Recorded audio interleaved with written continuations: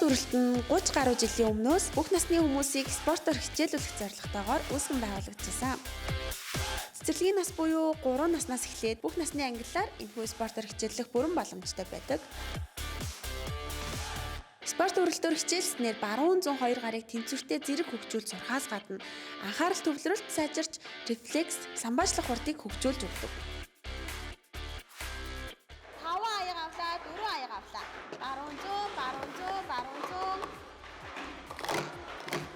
ийм байна. Аливаа тэмцээн уралдаанд ялж ялагдаж сурахаас гадна алдсан ч үр дүндээ хүрэх, алдаанасаа суралцах чадвар эзэмшүүлдгээрээ энэхүү пэшн програм маань илүү онцлогтой юм аа.